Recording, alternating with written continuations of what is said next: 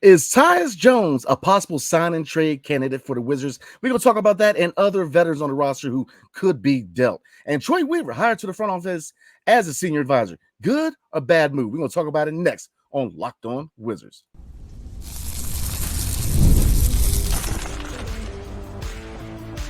You are Locked On Wizards, your daily Washington Wizards podcast, part of the Locked On Podcast Network. Your team every day. What's good, everybody? It's your boy Brandon Scott again, and I appreciate you guys making Locked On Wizards your first listen every single day. We are free and available wherever you get your podcasts and on YouTube, part of the Locked On Podcast Network.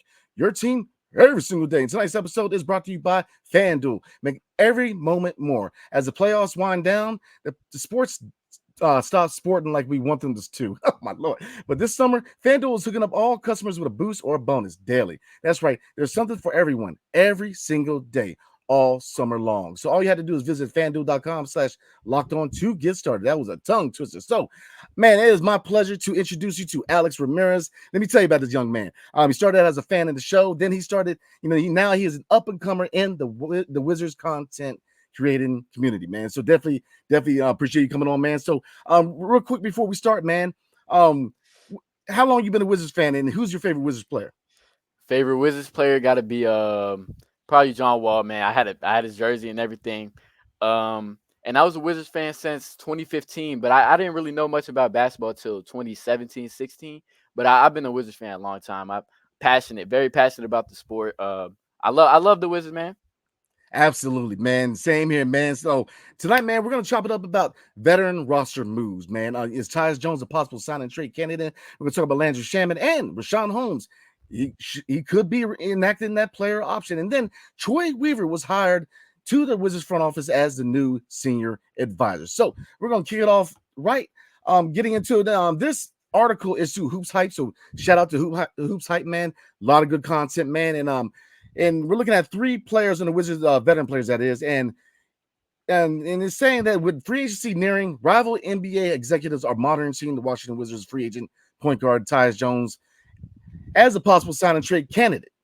Now, Tyus Jones is one of the top free agent point guards on the market, as you know. Landry Shamet is drawing trade interest from several teams, including the Los Angeles Clippers, the Lakers, the Mavericks, the Jazz, the Toronto Raptors, and the Orlando Magic. And Richaun Holmes is expected to exercise his $12.9 million player option, that is, for the 2024-2025 season. Before we get started, real quick, with Landry Shamet, one key thing to kind of look at is he has 2 years, $22.75 million in non-guaranteed salary for the next upcoming 2 seasons, that is. So if he remains with the Wizards, beyond the draft, they are leaning towards guaranteeing his $11 million contract for this upcoming season. So, Alex, looking at these three veteran guys that we have on the roster, which one of the three do you see could remain with the team, and why?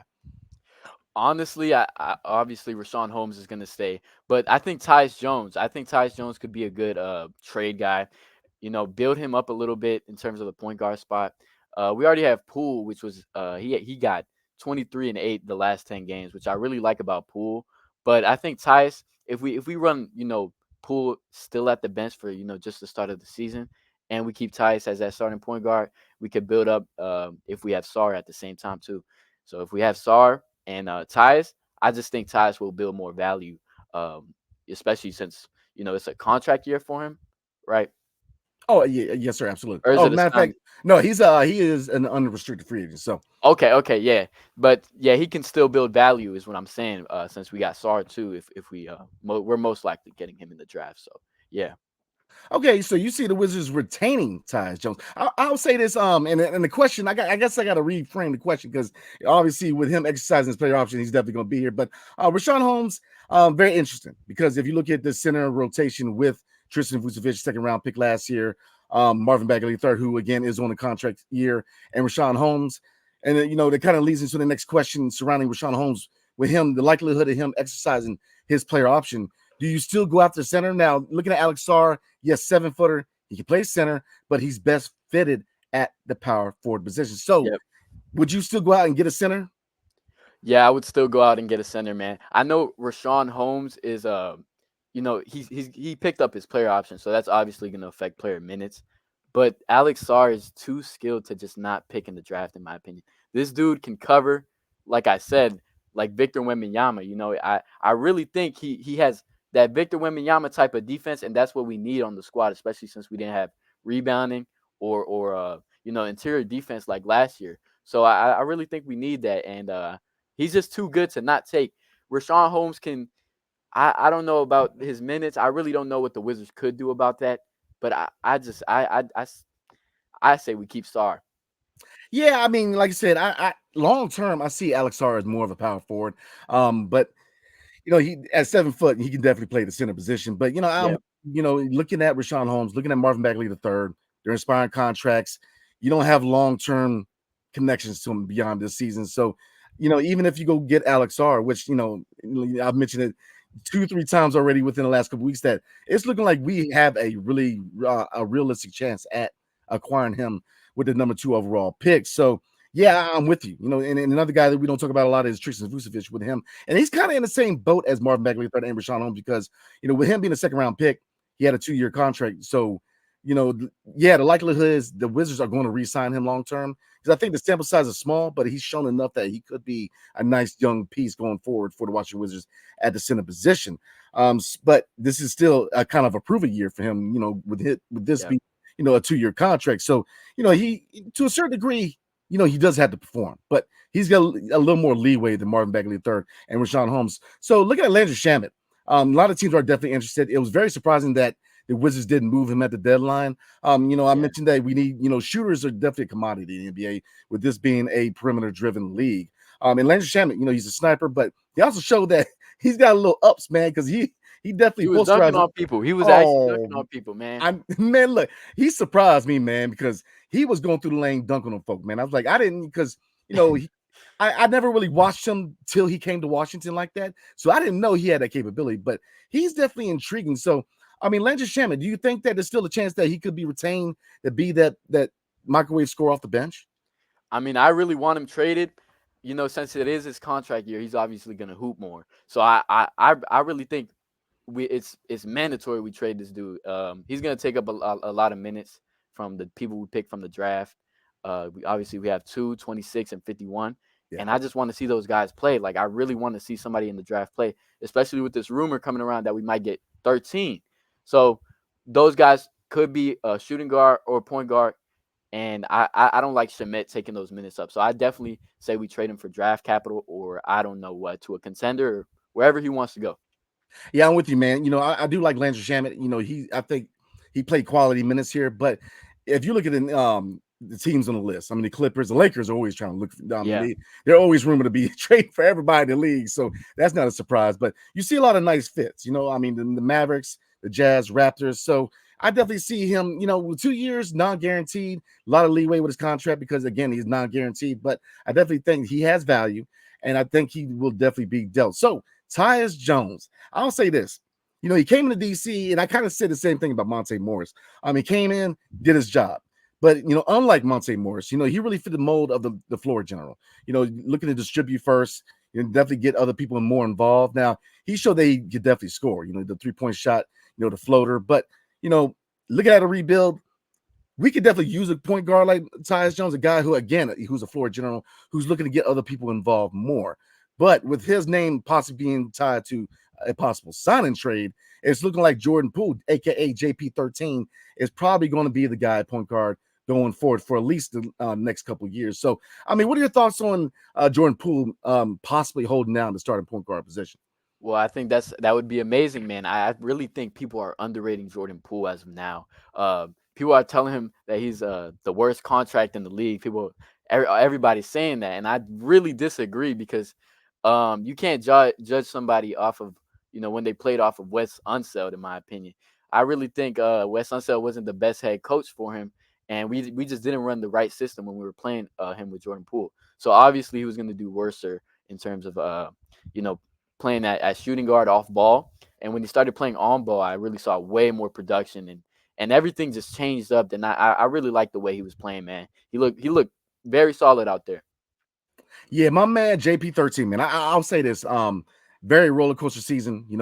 A lot of people were excited with him coming over from Golden State with the Chris Paul trade, and he had his struggles early on. And I think a lot of his struggles had to do with him kind of acclimating to his where he's at in his career. Being in Washington, where he went from a team that was a contending team, where he was a young guy behind veterans, man, who have been in the league, who played together for a long time. So a lot of these, and come over from Golden State to Washington, a lot was put on his shoulders. With him and Kyle Kuzma, he was kind of looked at as being that leader.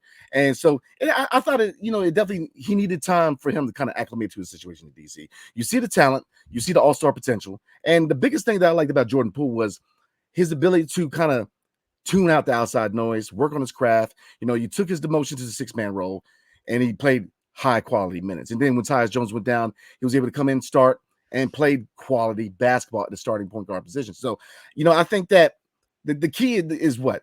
Speeding the tempo of the offense. And people forget the Washington Wizards were number 1 in pace last year. So they were a team, and especially in the second half, Brian Keefe really got the most out of his roster. So, I think that if they push the pace, especially, if you look at what kind of prospects they want to kind of target in the draft, guys who can move. Alex Sarr is a guy who, look, he can move, man. A 7-footer, he can definitely roll in transition. So, obviously defense and shooting are a couple of attributes that we definitely going to look at in the draft, because we need to get better in rebounding. We need to get better in defense. We need more shooters, but transition, especially at faster tempo, is the name of the game. So, we're going to talk about Troy Weaver, man. He was hired as the new senior advisor for the Washington Wizards front office. But before we do, tonight's episode is brought to you by FanDuel. So, I love sports. I love them so much, I never want them to stop. But as the playoffs wind down, we get fewer games, and the sports aren't sportsing like they want to. But FanDuel lets me keep the sports going whenever I want. All I have to do is open the app and dream up bets anytime I'm in the mood. And this summer, FanDuel is hooking up all customers that is, with a boost or a bonus daily, every single day. That's right. There's something for everyone every single day, all summer long. So head over to FanDuel.com/lockedon and start making the most out of your summer. FanDuel, the official sports betting partner of Major League Baseball. Are you watching Fox Sports or ESPN on your TV all day long? Have to turn on the volume with all that shouting? Make the switch to Locked On Sports Today, a free 24/7 sports streaming channel program for your everyday to bring you the biggest stories without all the screaming, y'all. Locked On Sports Today brings you can't miss analysis, opinions, and news, streaming 24/7 on YouTube or the free Amazon Fire TV channels app. Part of the Locked On Podcast Network, your team every single day. All right, let's get into it. Now, Troy Weaver, that is, former Detroit Pistons GM Troy Weaver, that was now hired as the new senior advisor for the front office of Michael Winger, Will Dawkins, and Travis Schlenk. So we're going to look at his background real quick. Now, obviously, he spent the last 4 years as Detroit's general manager, but this hiring reunites him with Monumental Sports and Wizards president Michael Winger and GM Will Dawkins, with whom Weaver worked with a decade, part of the Oklahoma City Thunder's basketball leadership. So, question is, are you excited about the move? And I know that a lot of people are going to be kind of down about the move, because obviously he was former GM of the Detroit Pistons, and Detroit hasn't really performed where they, should be if you look at their draft picks. But I'll say this before I let you answer. I'm gonna go ahead and let you answer. You think it's a good move or a bad move for him being hired to this front office? Yeah, I really think it's a good move, because I trust in our GMs. I've really said this in the past. Like, I love the way they build teams, and I see what they did with OKC. So I just have a massive amount of trust for them, given their history. And I know that he obviously came from the Detroit Pistons, which wasn't the best team, but I think he'll be all right over here in the Wizards, since it's a whole just a very different organization, and especially the staff. Yeah, I agree with you, man. This is a good move, and I get it to a certain degree. Anybody who's leery about the hiring due to the performance of the Detroit Pistons, but I would say that I don't think it's all on him. If you look at a couple of things that happened not too long ago with them firing Monty Williams, that Yeah, went I on was going to him. bring that up. Monty Williams was you can't put all blame on him. He was just I mean, it's Monty 5 years, Williams too. 5 years left on his contract. I mean, and Monty Williams, who, by the way, is from the DMV, he's from the DC area. So definitely shout out to Monty Williams, man. But with 5 years left on the contract, I don't understand, because he's a proven coach. He's a proven commodity in the NBA. But I mean, the reason I say it's not all on Troy Weaver, because if you look at the draft picks, I mean, the problem is not so much the draft picks, in my opinion, and opinions differ, but it's other moves. Have they supported these young players? Have they put the proper veteran leadership on the roster for them to flourish? Because Kate Cunningham ain't no scrub. Like, he very well is deserving of the number 1 overall pick. I mean, if you look at Austin Thompson, good pick in my opinion. If you look at Jalen Duren, outstanding pick. I was high on him, and even though we had centers in place, I did want Jalen Duren in that draft. You look at other factors. Isaiah Stewart, I think, is a really good player. So they got players on the roster, man. Is that I think the biggest problem was not putting that veteran leadership there. They had Bogdanovich, but Bogdanovich has never been known for his leadership capabilities. You know what I'm saying? So, so I'm with you. I think it's a good move, because I'm big on this new front office. I think that they're definitely starting a new era in Wizards basketball. They got a revamped scouting department, which scouting has always been an issue for the Washington Wizards. We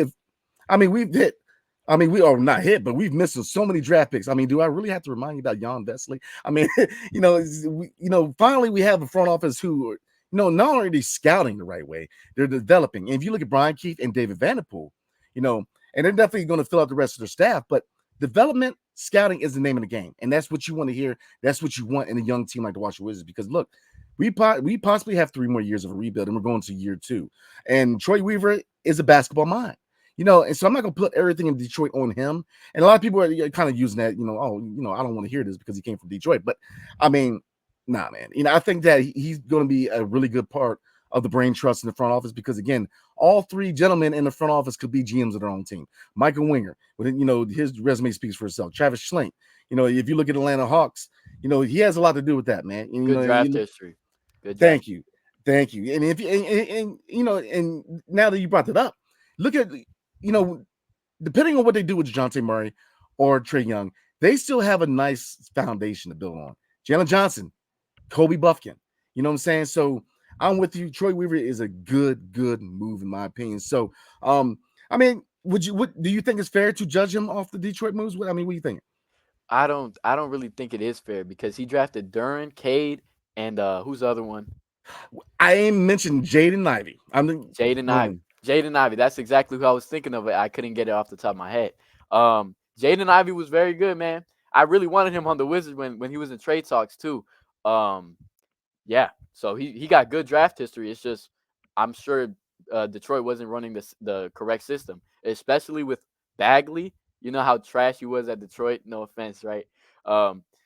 Bagley did way better over here. 47% from 3 after he got traded here. So that was amazing of Bagley to do over here, and I'm just sure it was something wrong over there in Detroit. Yeah, I agree. I think it's ownership, in my opinion, because you don't fire a veteran head coach like Monty Williams with 5 years left in the contract. So I'm with you on that. I mean, the draft pick speaks for himself. I just believe that a lot of it had to do with, and you mentioned system. Marvin Bagley III is a proven commodity that proven example that in the right system, a change of scenery can benefit a player. He really changed his game in DC. And I kind of brought this up in previous videos where, and I'm going to ask you this question real quick. Marvin Bagley III, if you look at his age, he still fits the timeline. So, with this being kind of a approval year for him, if he performs above expectations and really shows that potential of being a former 2nd overall pick coming out of Duke, would you extend him? I would. I mean, he does fit the timeline, like you said. I would extend him, because it really depends on how he does. If he turns out, because when he first came to the Wizards, right, he was dropping 20 bombs. I think maybe even the 30 bomb in there, but a lot of points, and he was dropping a lot of rebounds too, with good 3-point numbers. If he continues to just keep that up, maybe around above 16 points a game and above 8 rebounds, obviously we should extend him, and that would be a great move. But if he's all right, we can also trade him, and that would be nice, because it is a rebuild, and I trust our general manager. Absolutely. I have all the trust in the world in Will Dawkins, man, because like I said, I've sat down and I talked to my president of basketball operations, Michael Winger, myself, and I'm telling you, he's a basketball mind. I mean, This guy knows ball. These guys know what they're doing. And I mean, they're checking all the boxes for me, especially from the perspective of scouting and development, because again, the Washington Wizards are known for 2 things: the lack of scouting and the lack of development. And it's a DC thing in sports, period, where usually guys leave DC and have better careers.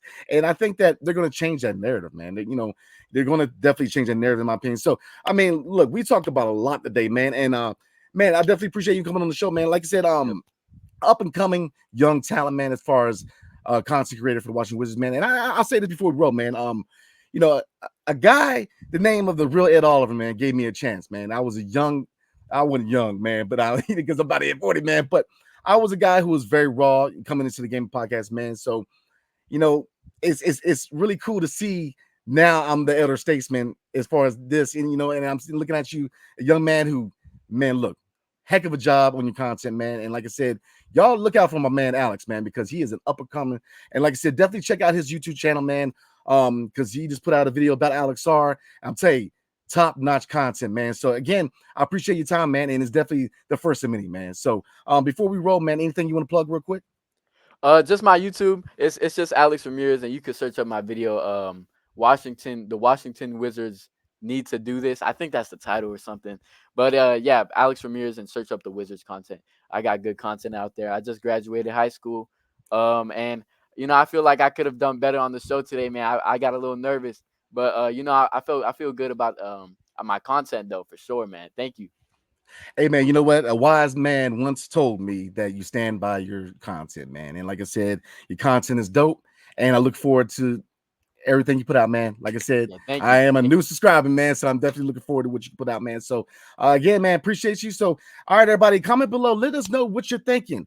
Which 3 veteran guys on the roster now will still be on the roster after the draft, and why? And with Troy Weaver, are you judging him on his Detroit days, or do you still think this is a good hire? Definitely let me know in the comment section. So Locked On has launched the first ever national sports 24/7 streaming channel on YouTube, and now it's also available on Amazon Fire TV and the free Fire TV channels app. Locked On Sports Today is here for you 24/7, covering the top sports stories of the day with the local experts of Locked On, plus the national shows covering every league. Find Locked On Sports Today now available on the free Fire TV channels app. So again, check out my man Alex. I hope everybody has a good evening, and we will check you guys tomorrow night. Hail to the Wizards, and peace. See you guys next time.